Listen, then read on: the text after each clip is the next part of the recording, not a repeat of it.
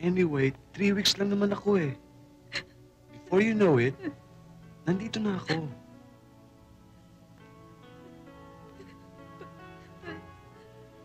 Talagang tagal eh.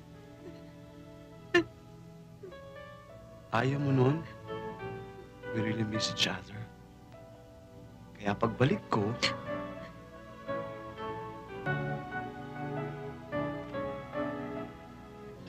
3 weeks.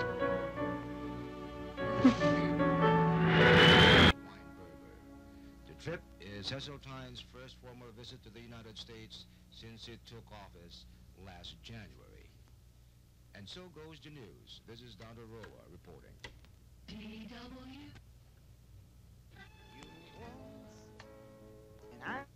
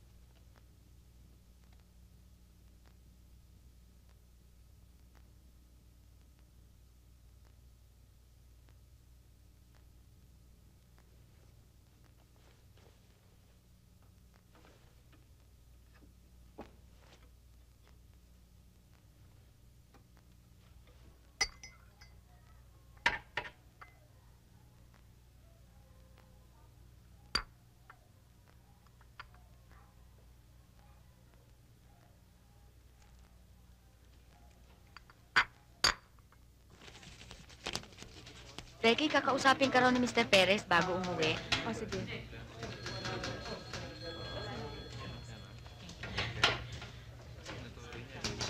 Katrina Jimenez.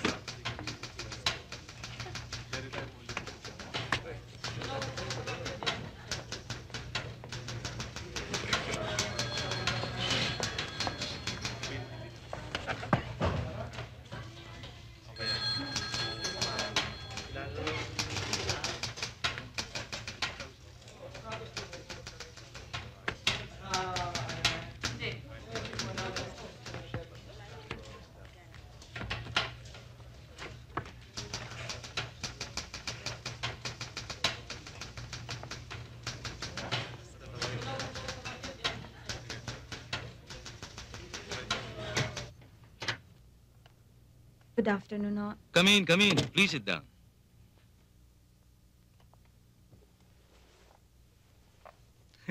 Huwag kang nervyusin. I just wanted to ask you some questions about your application form. Routine lamang ito. May problema ho ba? Wala. Well, let me put it this way. You are a special case in this department. Ang ibig ko sabihin, hindi ka na dumaan sa mga SOP sa pag-apply dito. I hired you personally on the recommendation of Mr. Armand Dabiel. Because, well, his father is not one of our biggest stockholders for nothing. And of course, Armand is a personal friend. Ang napagkasunduan ho natin, I'll be on probation for 6 months bago ako maging permanent. I know that. Kaya lang since you did not fill up our regular application form, baka magka-problema. Hindi ka na nga dumaan sa pagiging new accounts clerk. Baka kami mag-check ng files mabisto tayong tatlo, hindi ba? Ayun lang ho ba? Sige, sir. I'll fill up a new application form. No need. I just need some more information which I will just add to your old files. Okay, let me see. Here it is. It says here that before you joined our company, you were a receptionist? Receptionist secretary, sir. Receptionist, secretary. And what company was this? Felix Ware, sir. Felix Ware. Nag-export ho kami ng mga native items. Mga baskets, furnitures, ganon. Sorry, hindi ako masyadong pamilyar sa kumpanyang ito Na-bankrupt ho kasi kami kagad Hindi pa nga yata kami registered, nagsara na. Do you think you can get some sort of recommendation from your former employer? Anong klaseng recommendation, sir? Kahit na ano, just for our records. Naku, nasa Canada na ho yata yung former boss ko eh. I see. Hindi ba na. So, this was in 1980. 1980, sir. 1980. Pagkatapos nun, saan ka nagtrabaho? Wala ho. Hmm. Kasi ho, I went to the States with my father. Byudo na ho siya at nakapag-asawa ng isang American citizen. Tumula kami doon almost 2 years din. But you did not work there. Hindi ho ako nakakuha ng green card eh. I see. Well, that will be all, Miss Claudio. Pasensya ka na at this is just our usual procedure. It's okay, sir. By the way, you're doing just fine, huh? You keep up the good work, okay? Thank you, sir.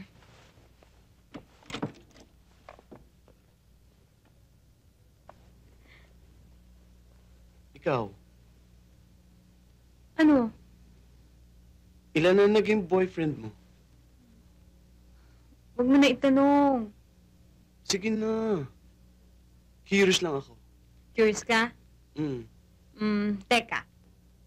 Si Eric, si Noel, si June, si Danny, mga 6. Pang 7 na pala ako. Lucky number yon.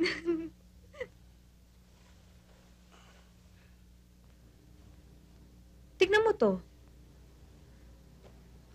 Kaya huwag ka magtatanong kung ayaw mo sagutin ka. Napakasiloso mo pala. Possessive lang. Pareho din yon. Hindi. Ano talaga? Ang talaga. Mm. Pangalawa ka pa lang. Eh, sinong first mo? Wala. Hindi importante. Teka, anong oras na ba? Maaga pa. Sino nga? Isang kababata ako sa probinsya. Akala ko taga Maynila kayo. Oo. Pero may kamag-anak kami sa probinsya. Mga pinsan ng mami ko. Pag summer, magbabakasyon kami doon. Tapos, Wala. Ano? yung boyfriend mo. Hindi yun. May nangyari sa amin. Tapos, Wala na. bakit nawala? Nagkahiwalay na lang kami. Ganun naman nagtatapos ang lahat ng kwento, di ba? Hindi na siya sumulat. Hindi na tumawag. Hindi na kami nagkausap. Kinalimutan na niya ako. Kinalimutan ko na rin siya.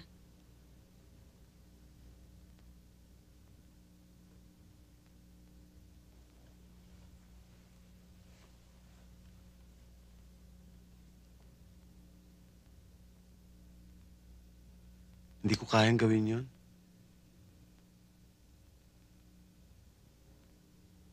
Tapos na yun.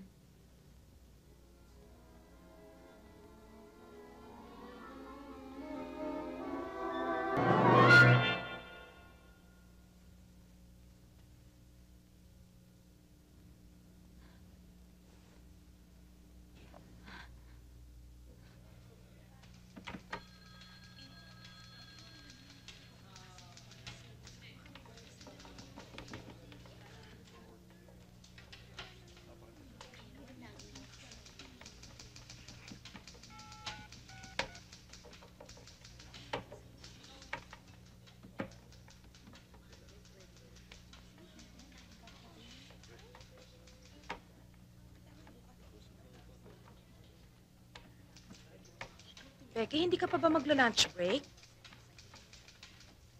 Mamaya na.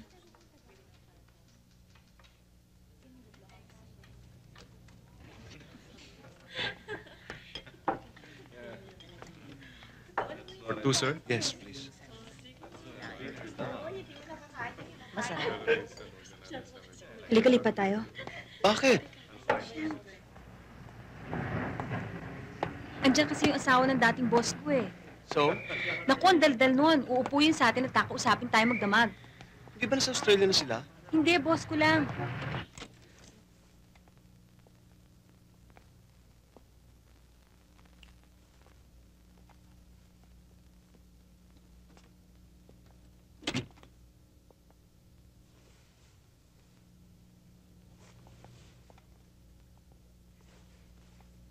Sigurado ka bang gusto mo dito?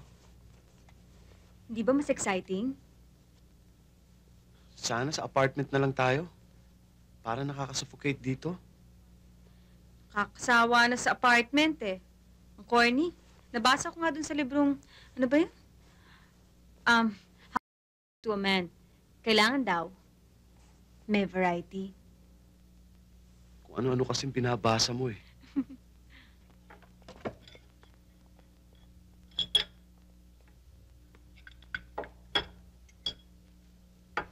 Ba't ngayon mo lang sinabi? Kagabi ko lang nalaman eh. Kailangan ka ba talagang sumama? Walang ibang makasama ang papa. Anong oras ang flight mo? 9:30.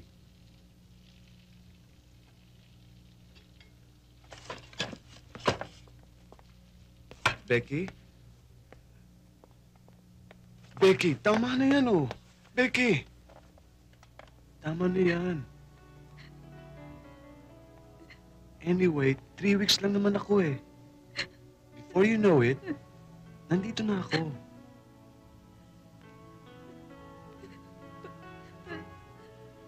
Talagang tagal eh. Ayaw mo nun? We really miss each other. Kaya pagbalik ko,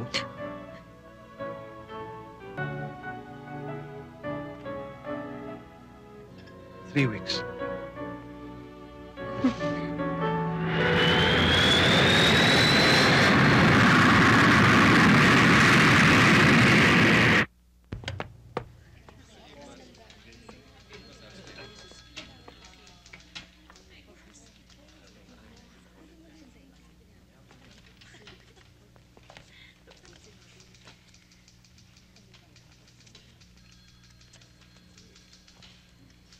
Mahal kong Becky, sinusulat ko pa lang ang pangalan mo. Namimiss ko na ang boses mo at ang mukha mo. Anong ginagawa ko dito sa States? Ang layo-layo sa girlfriend ko. 1 week pa lang ako dito pero ang feeling ko parang 1 year na mula na maghiwalay tayo. Huwag kang mag-alala.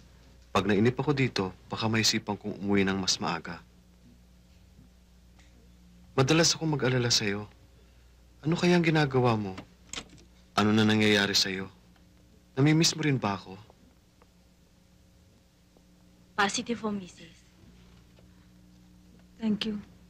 Kahapon pa lang, nag-shopping na ako at binili ko na ang lahat ng mga bili mo. Siyempre, ang pasalubong ko sa'yo, isang malaking sako ng chocolates. Oh, ngumiti ka naman diyan. Namimiss ko na rin ang sound ng tawa mo. Namimiss na kita mula ulo hanggang paa. Okay ka ba? Nandiyan ka pa ba? Ngayong 1 week na kitang hindi nakikita at hindi nakakasama, alam ko nang hindi ako pwede kung wala ka. Wala na talaga akong may papalit sa'yo. Mahal na mahal kita.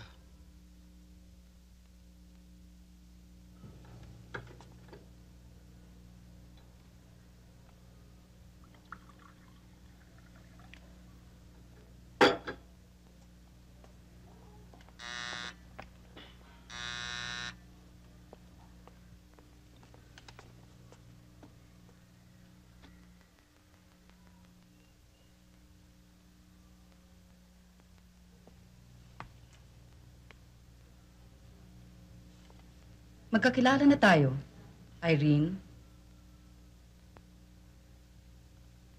Pasok ka.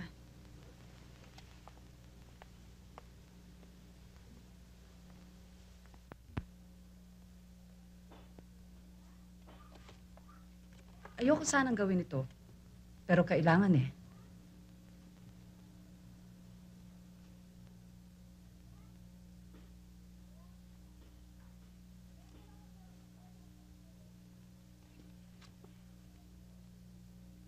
Noon pa pala kayo pinadetective ni Mrs. Eleazar.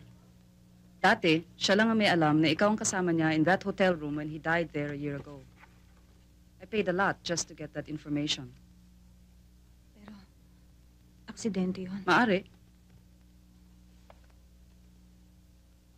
Kaya lang, isa ka pala sa mga beneficiaries ni Mr. Eleazar sa life insurance niya. Hindi ko alam yun. Walang sinabi si Art. Si Mr. Elsa tungkol doon. Huwag mo sabihin hindi ka interesado sa pera niya. Hindi. Mabait siya sa akin. Nahulog ang loob ko sa kanya. Siguro dahil wala na akong ama. Namatay siya nung baby pa ako. Anyway, hinanap ka ng insurance company para ibigay sa'yo ang pera. But of course, they couldn't find you because you had mysteriously disappeared. Ni walang may alam kung saan ka nanggaling o saan ka nakatira. Kaya naman pala. Bigla na lang nawala si Irene Torrejon and after 1 year, lumitaw si Becky Claudio. Pero bakit hindi nagsalita si Mrs. Eleazar ng investigasyon? She had her reasons. Ayaw niya ng scandal and she was thinking of the children. Pero ngayon, kaya ko na siyang bayaran para buksan niya ulit ang case. Alam kong kaya mo ginagawa ito dahil mahal mo si Arman. Gusto ko malaman mo na siya lang ang minahal ko sa lahat ng lalaki. Mabutit inamin mo marami ng iba. Hindi yun ang ibig kong sabihin. Alam mo ang problema kay Armand? He trusts people too easily. Ang bait kasi niya eh. Hindi niya nakikita ang masama sa iba. Akala niya dahil disente siyang tao, disente rin ang lahat. Hindi ba madalas kung sino yung mga mukhang walang malay, yun ang pinakamadaya?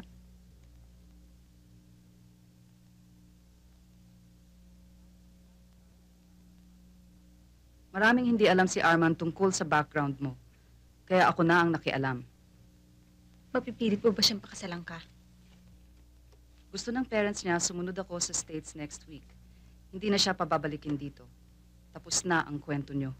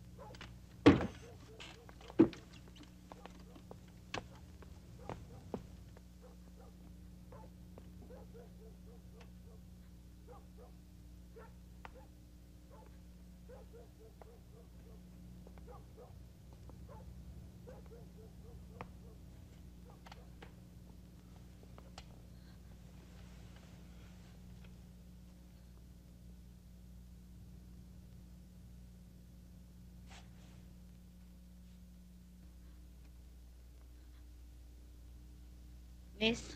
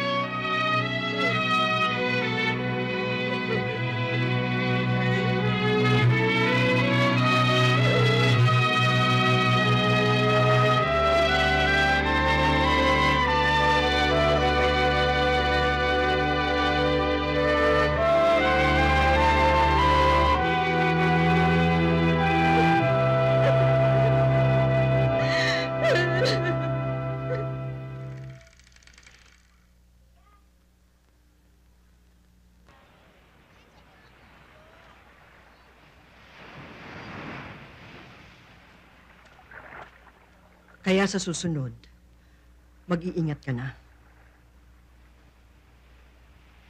Minsan mo kasi, hindi mo na naiisip yun eh.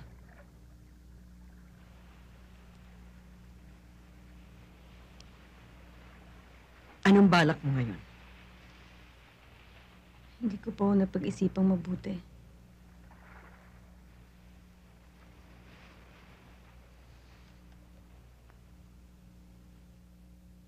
Gaano ka katagal titigil dito?